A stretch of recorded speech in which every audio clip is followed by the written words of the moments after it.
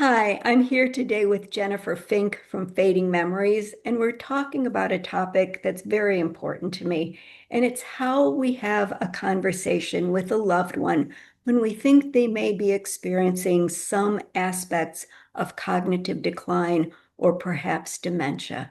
So, Jennifer, welcome. Thank you. These conversations are extremely important, and we're not really geared as a society to talk about aging type of conversations. So I'm glad we're having this today. So, what advice would you give our listeners?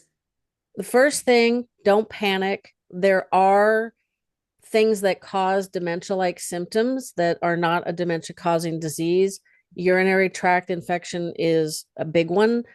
Dehydration, medications can be doing it, lack of sleep. There's a lot of things. So, first off, don't panic. Secondly, start writing down date, time, and the changes that you're observing and maybe why you're concerned about it.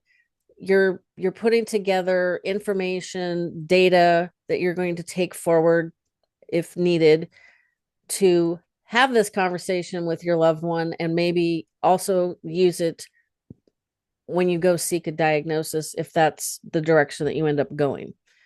So there's some warning signs that people should be aware of. There's 10 of them generally. Uh, the ones that affected my mom were memory loss that affected daily life, visual processing images, visual processing issues, changes in personality or mood, withdrawing from social or work activities. And out of the 10, your loved one does not have to have all 10. Even if they only have one, if it's enough for you to be concerned, that's all it takes. So you've noticed these changes, they're concerning enough to you, you've written them down, and now you can look at your little notebook and say, yeah, I think it's time to address this elephant in the room, so to speak. Yeah, so how do you have that conversation? What advice would you It's provide us with? definitely not an easy one. So the first thing, think about what you want to say.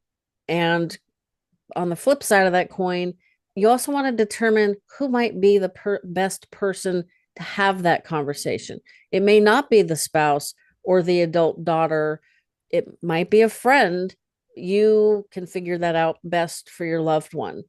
Whenever you figure out who they're going to respond best to or listen to the most, have them start out with, something along the lines of, I've noticed some changes that are concerning. Have you noticed any changes in your memory or your thinking? And, see what they say. Chances are, if it's anything like my family, you're going to get, no, everything's fine. Mhm. And that's typical. You may need to just stop there. These conversations are not going to happen. They're not a one and done, unfortunately.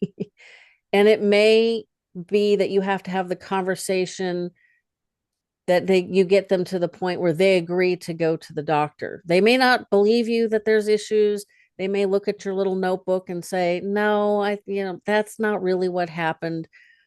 But they may know deep down that something's going on and they just don't want to admit it for themselves, because why would we want to admit that our mind is betraying us? So the crux of the conversation is, if you really think there's a problem, is to get them to the general physician to begin the diagnostic process, because that can take a while too. Yeah, I think this is excellent advice.